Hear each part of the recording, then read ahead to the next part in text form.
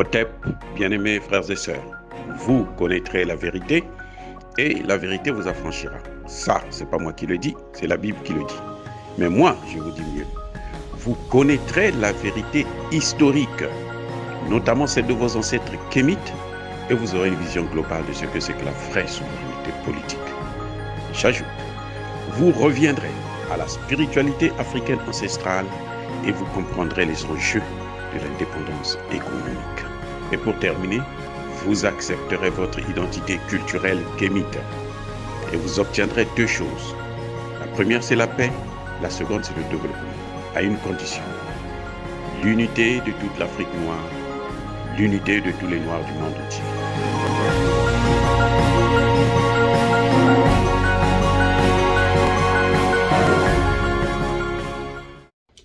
Hotep à tous, bienvenue sur la chaîne des panafricanistes par essence, par conviction et par excellence.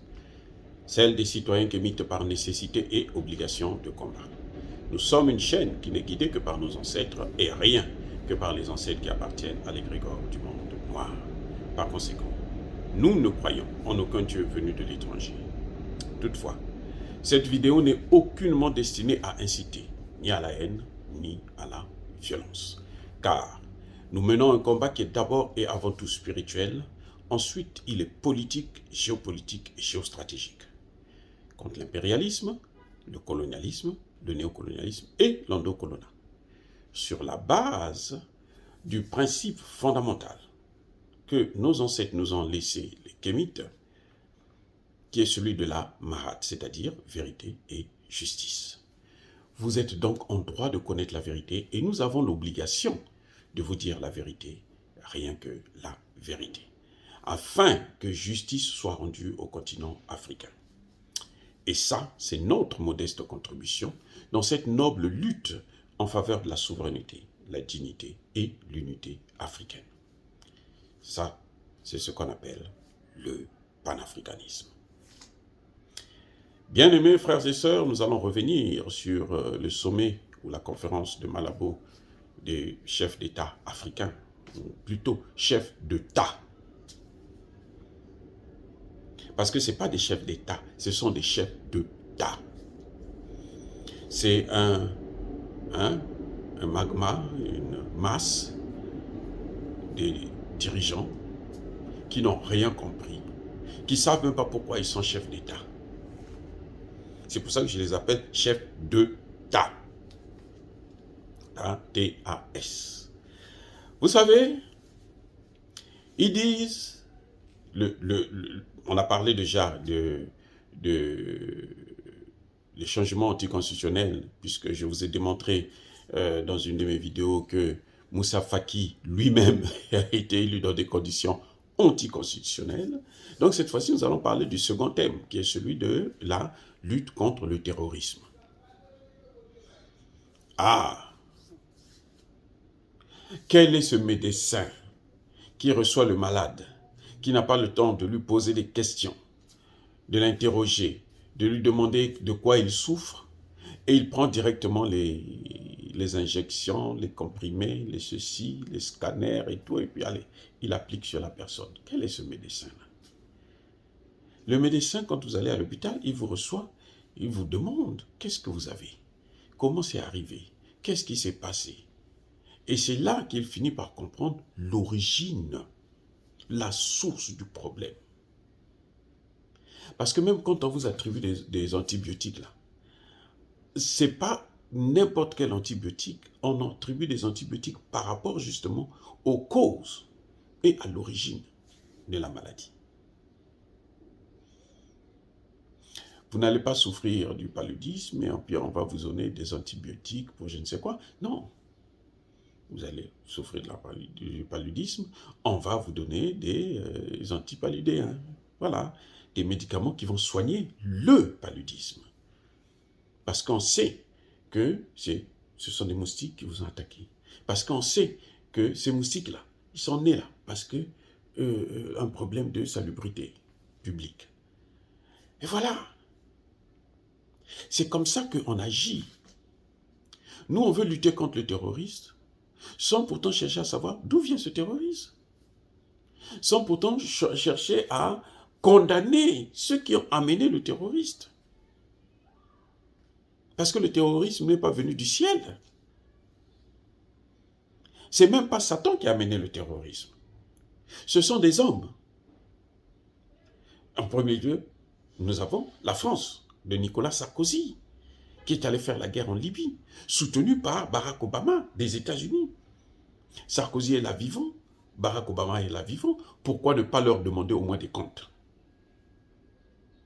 Demandez-leur des comptes. Regardez ce que vous avez fait, regardez ce que ça a entraîné. Maintenant, payez les conséquences.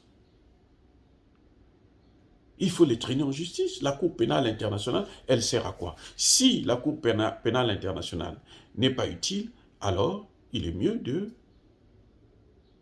sortir de là. Que les États africains en bloc puissent sortir. Au lieu de prendre les Mbemba, on les amène, les Gbagbo, on les amène à la Cour pénale internationale, après on se rend compte qu'ils n'ont rien fait.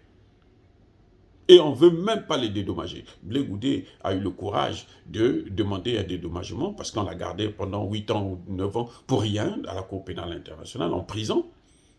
On refuse. C'est pour vous dire à quel point on se moque de nous. Et les chefs d'État viennent avec des vestes, des cravates, ils prennent des avions, chacun s'envole, et ils auraient dû prendre un avion en commun qui va les prendre un à un et puis les amène sur place. Parce qu'ils ne servent à rien. À quoi ça sert de présenter tout un tralala comme ça? Des gens qui ne sont même pas capables de s'organiser pour lutter contre le terrorisme. Aucune organisation. Ils ne se sont pas dit, bon, on va s'asseoir. Bien, écoutez, le terrorisme est en train de gangréner maintenant pratiquement le golfe de Guinée. Alors, voici ce que nous allons faire. Ils parlent d'une force commune, une force africaine. Mais cette force africaine, elle viendra quand? Ça fait des années qu'on parle de ça. Et d'ailleurs, avant la force africaine, qui va financer cette force africaine? Puisqu'ils ne sont même pas capables de financer leur propre organisation. Le fonctionnement de l'Union africaine, ce n'est pas les Africains qui payent, c'est l'Union européenne à 80% avec les Américains. C'est pour ça qu'ils leur dictent ce qu'ils doivent faire. On ne peut pas concevoir que les chefs d'État se réunissent tous dans le but seulement de punir le Mali, le Burkina Faso, ou peut-être la Guinée, et des trucs comme ça. Surtout le Mali d'ailleurs.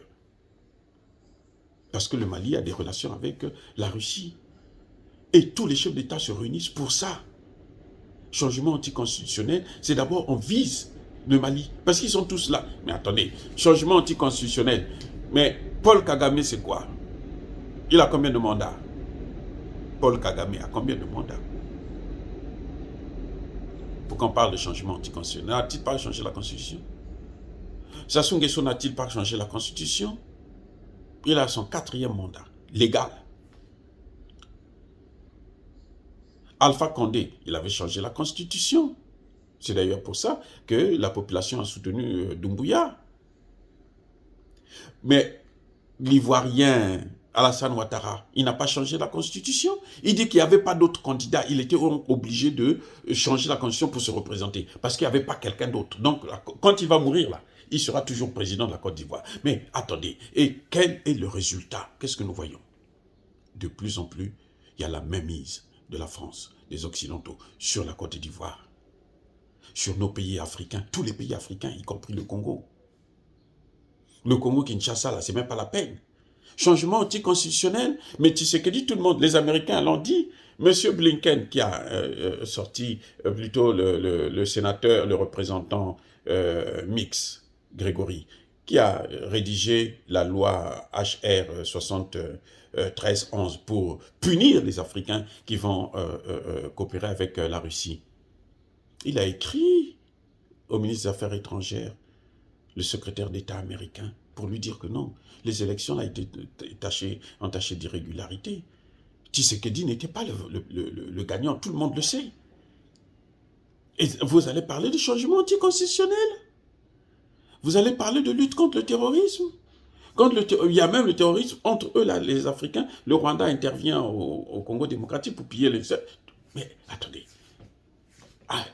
qu'ils apprennent à être un peu sérieux. Un peu. Un tout petit peu seulement.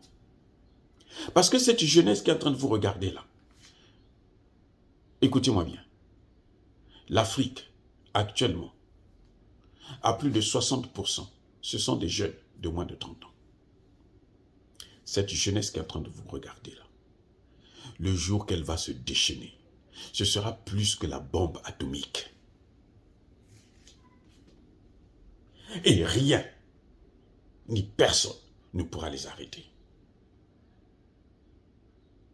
Et là, vous allez dire encore que non, ce sont des radicaux, ce sont des extrémistes, on ne peut pas parler avec eux. Non. Ça fait combien d'années que ça dure? Ça fait plusieurs siècles, ce n'est pas des années, des siècles que ça dure. Depuis 1400, lorsqu'un pape a eu l'audace de décréter une bille pour condamner, pour prendre les Noirs en esclavage. Jusqu'à maintenant. La colonisation, c'est la deuxième phase de l'esclavage. Et le néocolonialisme, c'est la continuité de la colonisation. Mais il y a une fin à tout. Aucun empire. C'est-à-dire que il y a un chercheur français qui a écrit un livre, j'aime pas les citer parce qu'ils sont tous pareils, qui parle de l'empire qui ne veut pas mourir, l'empire français qui ne veut pas mourir, mais qui va toujours mourir, parce qu'il n'y a aucun empire, c'est la reine d'Angleterre qui l'a dit. Tout empire finit par périr, tout empire, puisque tout homme est mortel. Donc tout ce que nous créons là, ça va finir par périr, sauf Dieu qui ne va pas périr. Le Dieu là restera le même. Donc quand ils se réunissent pour dire la lutte contre le terrorisme, quelles sont les dispositions? Ils se sont séparés en queue de poisson, ils n'ont même pas pu rédiger un communiqué final. Il y a juste un projet de communiqué, quand vous lisez le projet, je l'ai lu là, c'est nul, il n'y a rien de bon. Ils ne font que constater les faits, on a le terrorisme, on a ceci, on a cela. Il n'y a pas de disposition pour dire, bon, maintenant voilà ce que nous devons faire. Ceux qui ont amené le terrorisme ici, là, nous, on ne veut plus coopérer avec eux. Ceux qui nous ont amené le terrorisme, là, ceux qui ont empoisonné l'Afrique, là, on ne leur donne plus une seconde chance. Nous devons faire sortir les bases militaires parce que ces bases-là contrôlent l'Afrique. Non. Vous allez faire tuer. Regardez là, au Niger, les jeunes qui marchaient seulement, on les a massacrés. Des jeunes qui marchaient contre le convoi français de Barkhane. On a tiré sur eux. Et Bazoum n'a même pas osé pointer du doigt les auteurs. Il dit, ils ne savent pas. Donc, les balles sont venues du ciel. C'est la volonté de Dieu. Non, écoutez, l'Afrique mérite mieux que ça. Vous êtes des chefs d'État, que moi j'appelle des chefs d'État, mais vous avez une responsabilité.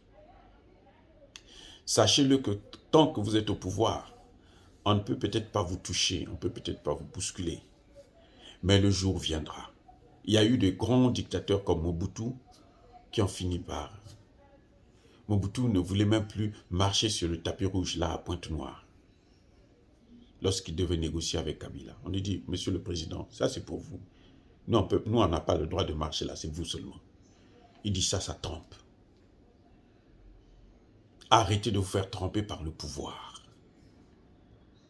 Messieurs les présidents africains, surtout vous là qui voulez faire que vos enfants puissent vous succéder, parce qu'ils ont des maisons en France, aux États-Unis, parce qu'ils ont des comptes bourrés en France, aux États-Unis, en Europe, parce que leurs enfants vont à l'école en France, aux États-Unis, en Europe. C'est pour ça que vous ne voulez pas construire des infrastructures dans vos propres pays. Sachez-le qu'il y a une fin à tout. Vous n'êtes pas des dieux. Vous ne pouvez pas continuer à dépenser l'argent du contribuable africain, parce que même si les Européens payent, parce que vous ne voulez pas utiliser l'argent des contribuables africains, puisque cet argent, c'est ce que vous mettez dans vos poches. C'est ça. L'Afrique n'est pas pauvre, comme on veut nous faire croire. Non.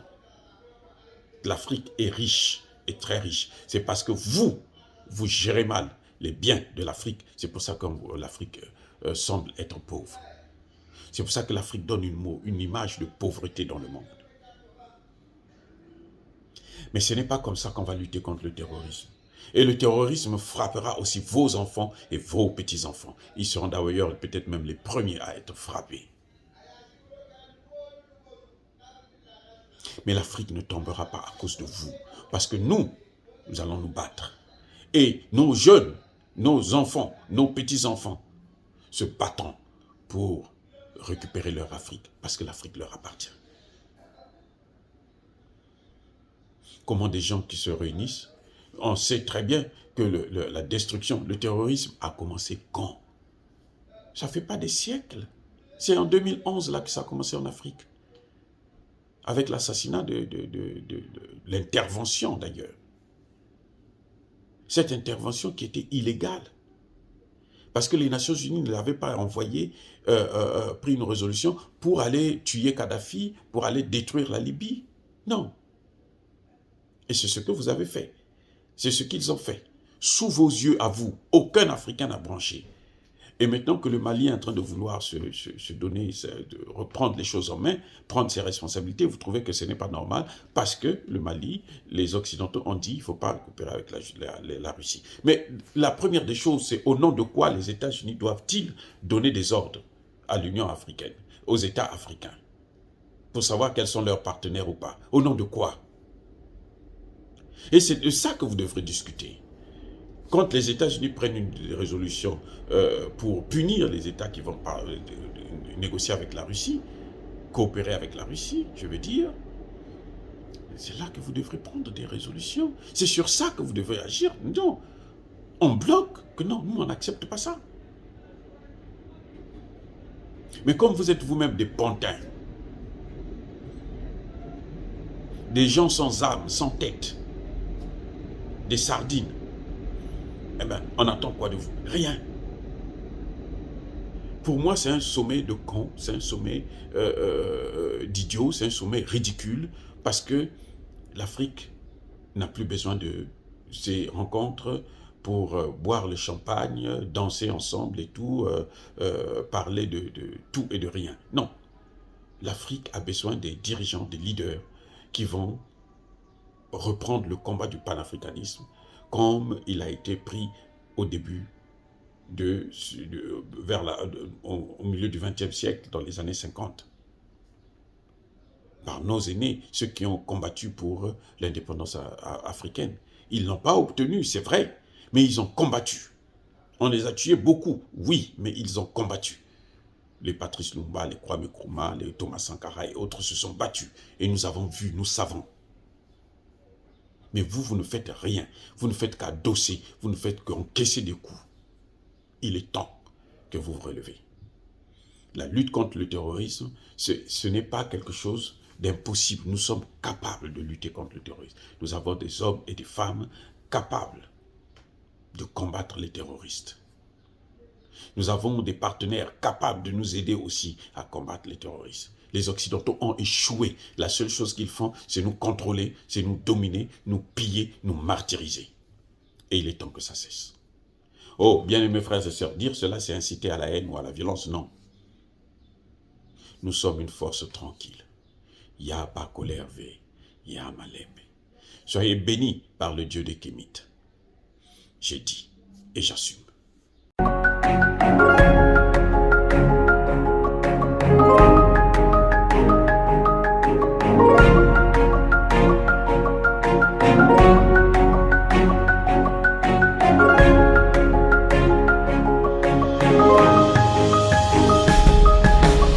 Eux, ils marchent par la foi et non par la vue.